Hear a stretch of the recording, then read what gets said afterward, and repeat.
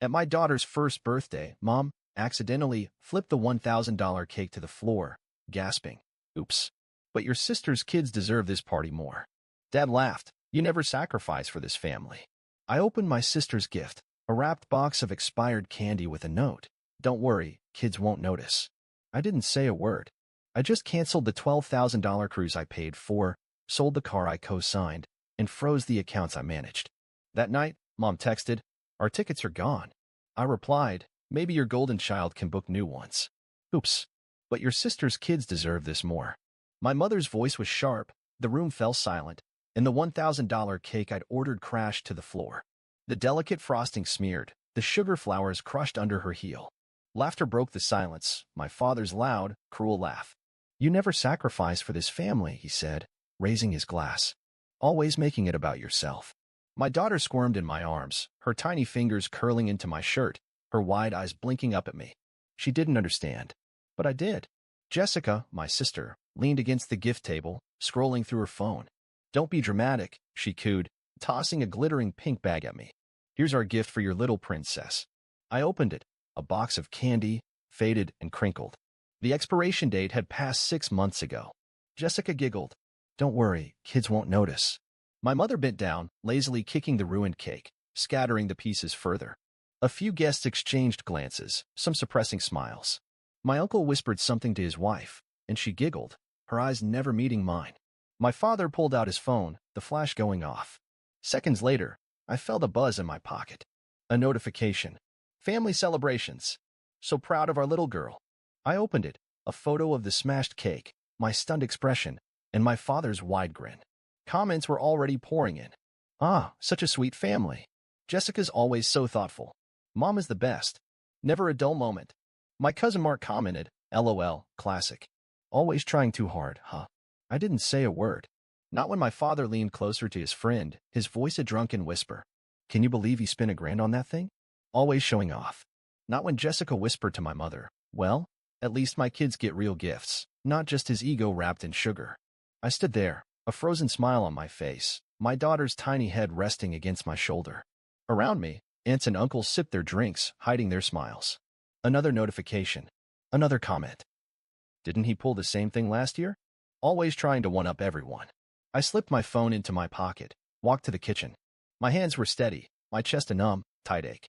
I placed my daughter in her high chair, her chubby hands reaching for the colorful decorations. I opened my phone again. $12,000. The cruise I had paid for, my parents, my sister, her kids. A family vacation they deserved after a hard year. I canceled it.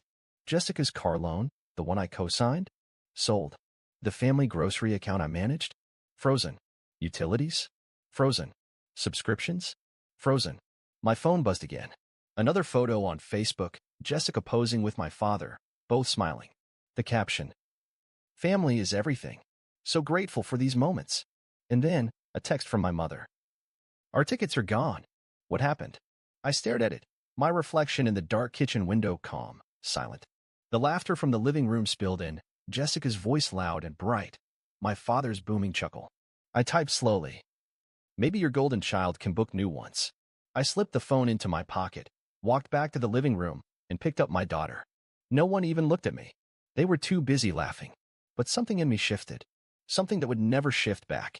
I woke up the next morning to a stream of missed calls. First, my mother.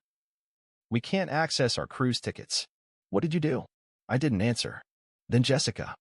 "You ruined everything, as always. Did you even think about the kids?" The kids. Her favorite weapon. And then my father. "You're acting like a child. Always so dramatic. It's just money. Just money. My money." I stared at the phone screen, the messages stacking up, each one dripping with entitlement. I flipped the phone over, letting it buzz itself to death. The darkness of my room swallowed the glow, but not the simmering anger beneath my ribs. Weeks passed, but nothing changed. Cutting them off wasn't enough. They always found a way back. My mother's voice, soft and practiced over the phone. "Honey, your father's car broke down again. He's so stressed. Maybe you could help? Just a little. Just a little. Like the thousands of dollars I'd paid over the years. Like the bills I covered without a thank you." Jessica's texts came in waves. "Can you spot me $200? My credit card got maxed out." A day later.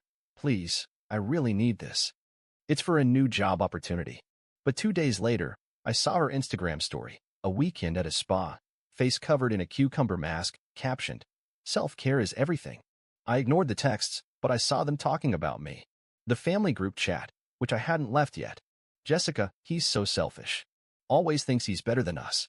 My aunt, honestly, someone should tell him to grow up. He's lucky to even have a family. My father, some people forget what loyalty means. Laughing emojis, hearts. They were united against me.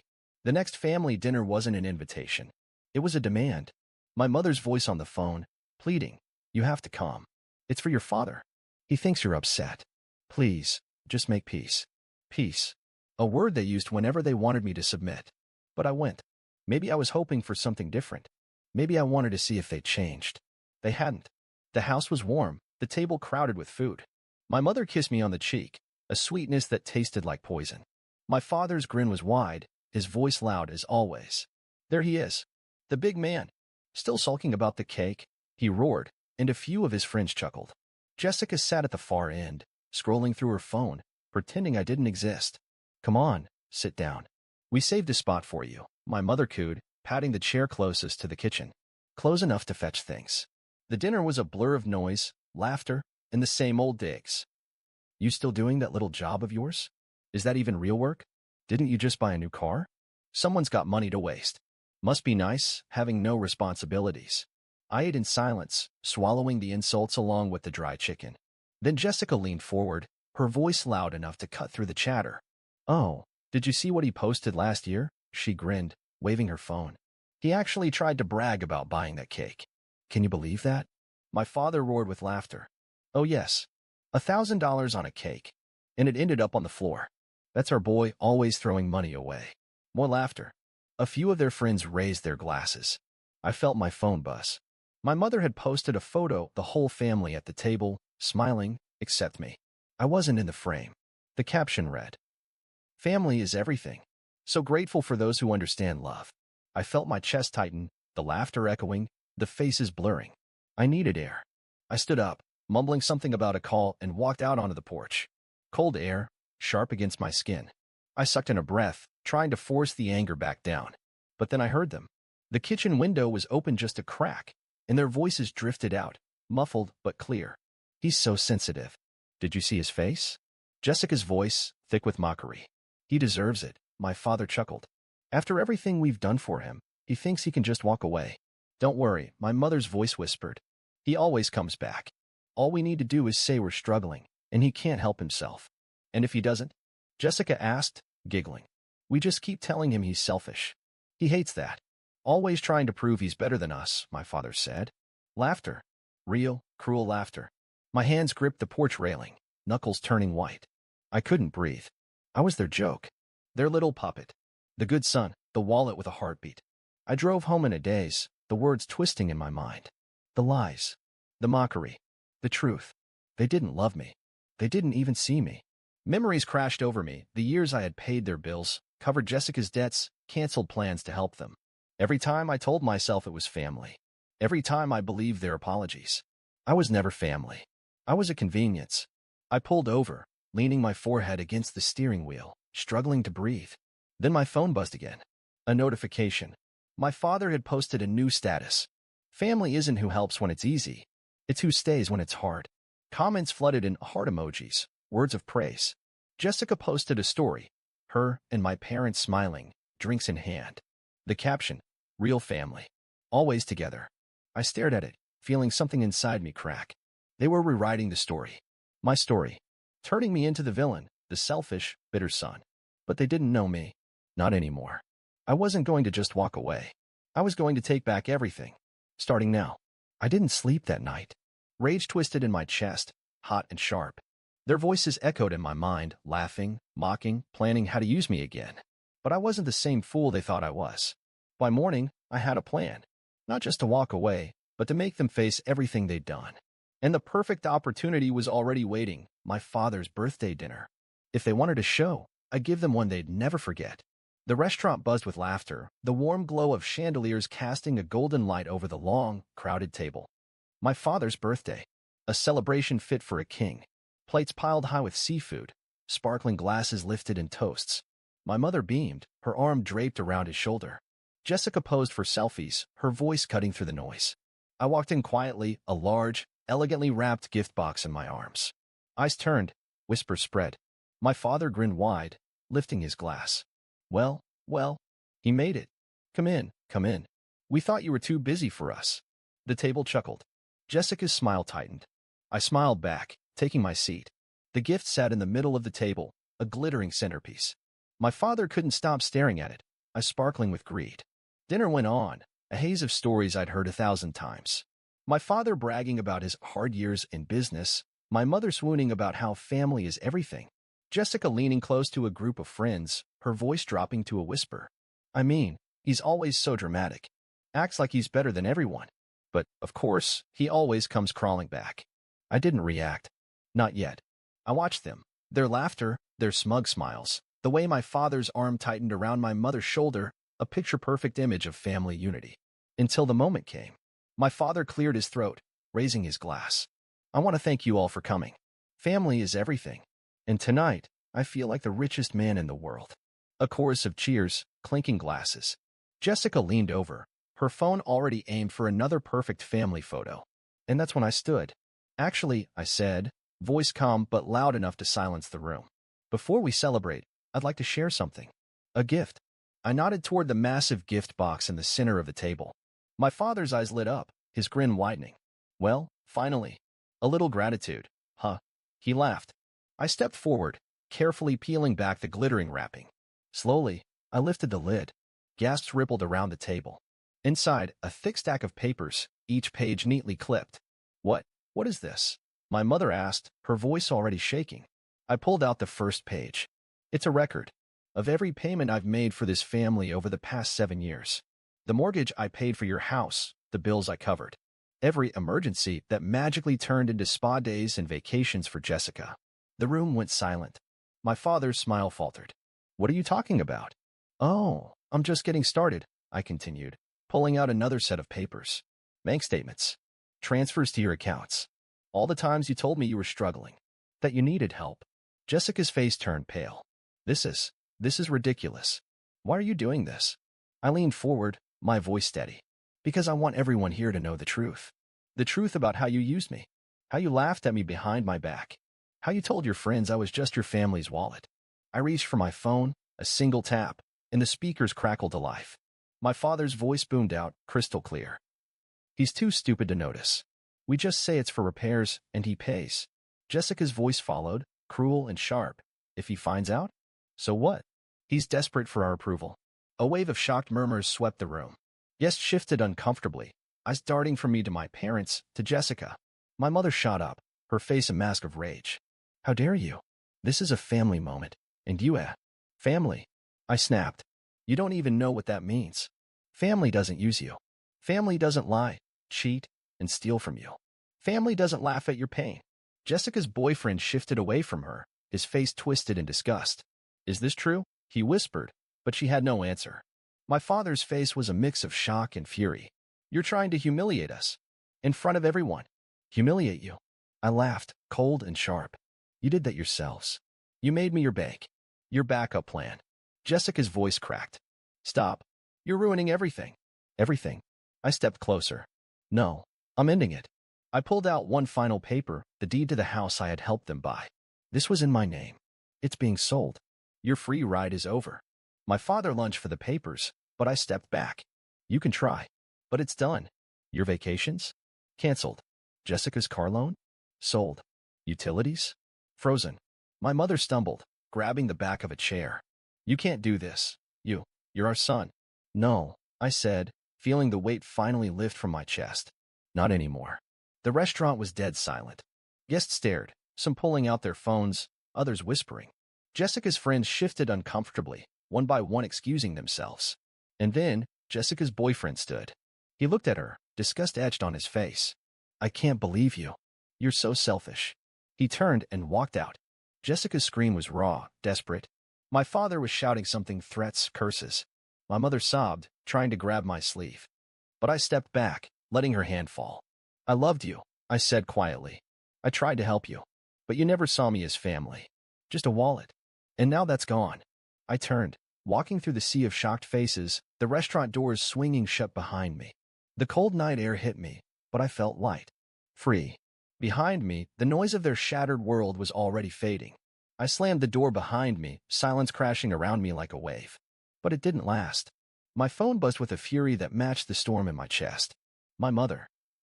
Please, baby, let's talk. Your father is so upset. My father. You ungrateful. After everything we've done for you. Jessica. You humiliated us in front of everyone. I let the phone fall onto the couch, the screen still flickering. I didn't care. They wanted a war? I was done playing the fool. But then a new message appeared, an unknown number. I know what they did. I can help you. I frowned. A scam? Or another game? But then another message. A photo. My family, my parents, Jessica, sitting around the table, laughing. My father's phone raised, his mouth wide open with joy. My mother's head thrown back in laughter. I felt something cold grip my chest. Unknown number. Jessica used your name for something else. Bigger. I checked my bank app, nothing missing. But then I thought of something worse. I called the bank. Yes, sir. Let me check. Ah, there is an active loan under your name. Taken out 3 months ago. 3 months. While I was still paying their bills. $30,000. Signed by you. My vision blurred. That's impossible. I didn't sign anything. The voice hesitated. I'm afraid the documents are verified. Your signature is on file. Jessica. A cold fury settled over me. She didn't just use me, she stole from me. Lied, forged, betrayed. And they, my parents, defended her. Covered for her. Laughed at me. Not anymore. I reached their house. The door wasn't even locked. I stepped inside, my footsteps heavy against the wooden floor. They were in the living room, Jessica on the couch, my mother beside her, my father pacing. When they saw me, their smiles vanished. What are you doing here? My father barked, already defensive. Did you take a loan in my name? I asked, my voice calm too calm. I contacted the bank immediately, filing a fraud report. The bank assured me they would investigate, but the betrayal was undeniable. Jessica's face paled. My mother stood. Sweetheart, let's not make a scene. A scene. I laughed, sharp and cold. I just found out I owe $30,000 for a loan I never took. Jessica, did you forge my signature? Her mouth opened, but no words came out. Tears welled in her eyes. But I wasn't moved. My father's voice rose. Enough of this. You're trying to blame your sister for your problems? I stepped closer, my voice a low growl. I have proof. The bank has the documents. Her signature. My name. $30,000, taken behind my back. Is this your idea of family? My mother's hands trembled. Jessica, is this true? Jessica broke. I needed it. I thought I could pay it back before he found out. Pay it back with what? More lies? More of my money. I snapped. My father's face twisted with shock. He turned to Jessica. You told us it was for school. For a course. Jessica sobbed, hiding her face. My mother's eyes filled with tears. We gave up everything to save you. We paid it off, and you lied to us too. I stepped back, letting their world crumble around them. This is your family, I said, my voice cold. A family of liars, thieves, and cowards. But I'm done. No more money. No more help. No more silence. You can't just walk away, my father shouted. We're family. Family. I laughed. Family doesn't steal. Family doesn't destroy marriages. Family doesn't turn their son into a wallet. My mother stumbled. Please, don't do this. We were trying to protect you. Protect me? I shook my head. No. You protected yourselves. And you destroyed me. But that ends now. I turned and walked out. My father's voice was a desperate roar. If you leave now, you're dead to us.